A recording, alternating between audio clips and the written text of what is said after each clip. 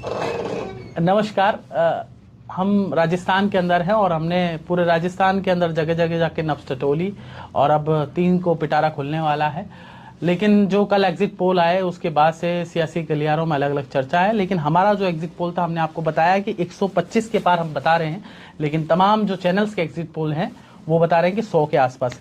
इस वक्त हमारे साथ राज्यसभा सांसद डॉक्टर करुलाल मीणा हैं, जो कि सवाई माधोपुर से चुनाव भी लड़े थे। डॉक्टर साहब, मुझे लगता है मेरे को आपको अग्रिम बधाई दे देनी चाहिए, क्योंकि मैं आपके क्षेत्र में जाके आया तो माहौल तो आपका था ही, लेकिन फिर भी ये हाँ, बिल्कुल बिल्कुल मैं जीत रहा हूँ। और आप जानते हो कि मैंने भी MBBS किया है, तो मैंने भी बहुत नब्ज देखी है एज ए डॉक्टर, और एज ए पॉलिटिशियंस मैं भी जनता की थोड़ी बहुत नब्ज समझता हूँ।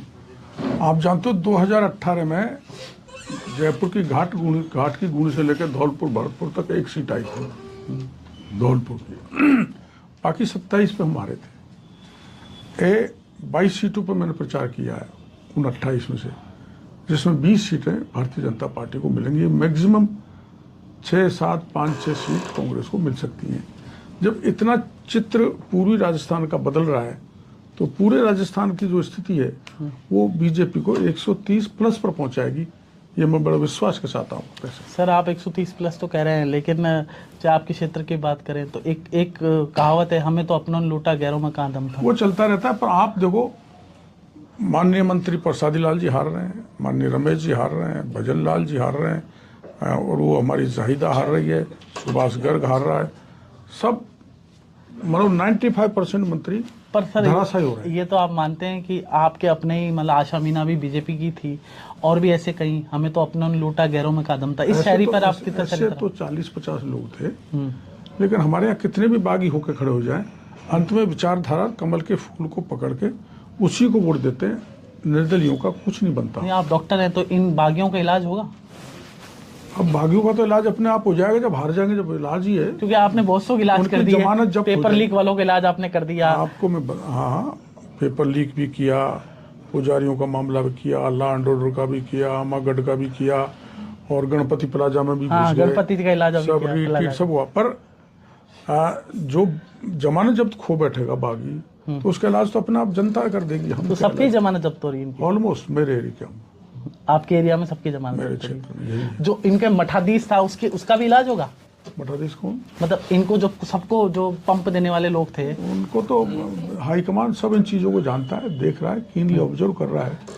तो जब इनका इलाज हो जाएगा, जो भी जयचंद है, तो इनका इलाज अपने आप हो जाएगा। तो जयचंद का इलाज भी तय है? आपने अपनी रिपोर्ट भेज दी? क्योंकि आप केंद्र में भेजते रहते। मेरी कोई रिपोर्ट मैं भेजता नहीं हूँ, मेरे से मांगता है तभी मैं भेजता हूँ। आगे से कोई रिपोर्ट, मैं अधिकृत भी नहीं हूँ, प्रदेश के अध्यक्ष या संगठन मंत्री चंद्रशेखर जी अधिकृत हैं। आपके क्षेत्र की तो भेजी होगी सर, आशा मीना चुनाव लड़ी। नहीं, वो तो उसको बहुत कहा गया केंद्रीय नेतृत्व के बड़े बड़े लोगों द्वारा, लेकिन वो नहीं बैठी, क्योंकि उनके पीछे बड़ी फोर्सेज थी। फोर्स कौन सी बड़ी? अब वो नाम बताना ठीक, वो फोर्स थी या कोई और फोर्स? वो फोर्स तो हो ही नहीं सकती, लेकिन वो सब थी जिनके खिलाफ मैं 5 साल तक लड़ा हूँ। भ्रष्टाचार, पेपर लीक, और वो अपना जो जितने भी लॉ एंड ऑर्डर की स्थिति पे मैं 5 साल तक सरकार को एक्सपोज करता रहा हूँ, वो सारी ताकतें। तो आपको लगता है कि आशा मीना को पैसे से भी मदद की गई? हर तरह से, ऐसा कोई चीज़ नहीं है जो जिससे उनको मदद नहीं की गई। ब्यूरोक्रेसी ने मदद की, पॉलिटिशियंस ने की, पैसे वालों ने की। होता है राजनीति में। जब मैंने अशोक गहलोत को एक्सपोज किया, इनके परिवार में भ्रष्टाचार है, जब मैंने कहा सेक्रेटरीट में भी पैसा है, गणपति प्लाजा की तय में भी पैसा है, और जब पुजारियों को जलाया गया, नंगा नाच किया, तब भी मैं था, पेपर लीक में सब में था, तो स्वाभाविक है क्यों मेरे को बख्शेंगे। लेकिन मैं जो तो ये भाई बहन का जो गठबंधन है, इसमें चक्र हुए उससे निकल के नहीं, आशा मीना और गहलोत आपके गठबंधन है, ये भाई बहन का? मैंने ये नहीं कहा आशा और उनका कोई गठबंधन है, पर जितने भी मेरे को 5 साल मेरे निशाने पर रहे, उन सब ने मेरे को निशाने पर लिया, पर मैं उस चक्रव्यूह से घुस भी गया, निकल भी आऊंगा। तो राजस्थान में एक भाई बहन का भी गठबंधन है सर? भाई बहन का गठबंधन होता है, लेकिन कभी भाई बहन गठबंधन स्थायी नहीं, वो टूट भी जाता है। आजकल भाई फर्जी बहन बना के क्या क्या करते हैं आप जानते हो। तो आपको लग रहा है कि फर्जी बहन बना रखी है? और क्या फर्जी बहन है, वो भी ऐसी है, बनाने वाले भी ऐसे हैं।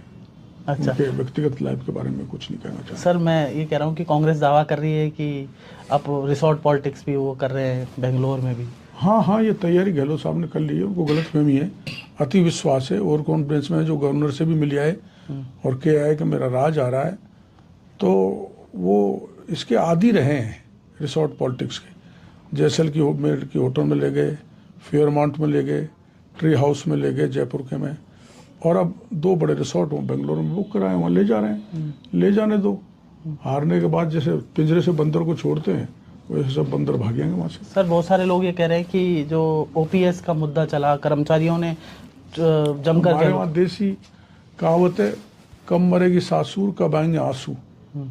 ओपीएस ऐसा है, कब लागू होगा कुछ नहीं है भविष्य में। तो इसलिए जितनी भी रेवड़ियाँ बांटी चुनाव के नज़दीक गहलोत साहब ने, जनता ये कह रही थी हमारे इलाके में कि ये शुरू में क्यों नहीं दिया, अब चुनाव के टाइम पे इसलिए दे रहे वोट ले लें, तो इनके झांसे में राजस्थान की जनता नहीं आएगी, मेरे को पूरा भरोसा है। सर आपका दावा है कि आपकी सरकार बनने जा रही है, जैसा कि आपने कहा कि सरकार बनने जा रही है, हम तो सर्वे कर रहे हैं, कौन नकार सकता है? आपका दावा है तो सर क्या जो मुद्दे आपने पहले उठाए, युवाओं का बेरोजगारी का मुद्दा उठाया, खुद प्रधानमंत्री जी कह रहे हैं कि पेपर लीक जिसने भी किया है उनको पाताल से निकाल के जेल के सीखचों में भेज देंगे।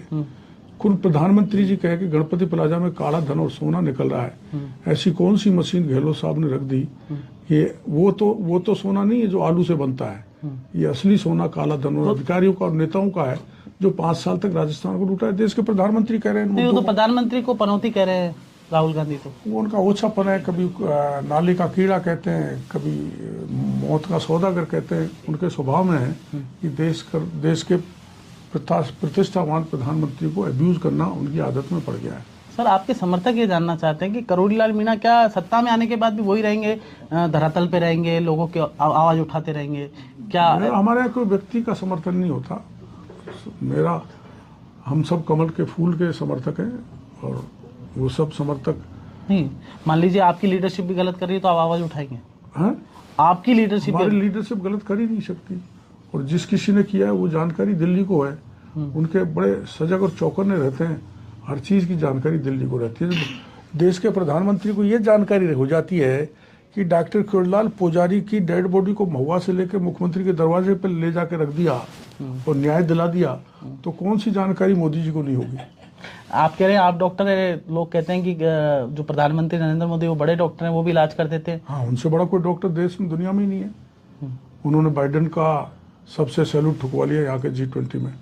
मोदी हैं, देश के राष्ट्राध्यक्ष उनके पैर छू रहे, तो उससे बड़ा कोई है क्या? नब्ज तो यहाँ तो कुछ नेता सैल्यूट ठोक रहे नहीं है, बागी लड़ लिए। कौन? जो नेता बागी लड़ लिए वो सैल्यूट तो ठोक नहीं रहे। उनको पद की लालसा है, उनको विचारधारा से कोई लेना देना नहीं है। जो विचारधारा से जुड़ा हुआ है वो दाएं बाएं नहीं हो सकता, जो डिरेल हो गए हैं उनको भुगतना पड़ेगा। तो आपको लगता है भुगतेंगे वो? स्वाभाविक भुगतेंगे, जमानत जब्त होंगी और फिर गलियों में घूमेंगे रोते हुए, इलाज भी कोई होगा? नहीं पूछेगा। इलाज तो जमानत जब्त हो गई तभी इलाज हो जाएगा। तो आपने तो कहा मोदी जी बड़ा इलाज कर देते हैं। मोदी जी अब उसमें ज्यादा मत बुलवाओ, अपने आप दिख रहा है कि किसका इलाज हो रहा है। तो ये थे हमारे साथ डॉक्टर करोड़ीलाल मीणा, जिन्होंने खास बातचीत की, जिनका साफ तौर पे कहना था कि बागी है, उनकी जमानत जब्त होगी और भारतीय जनता पार्टी प्रचंड बहुमत से राजस्थान में सत्ता बनाएगी।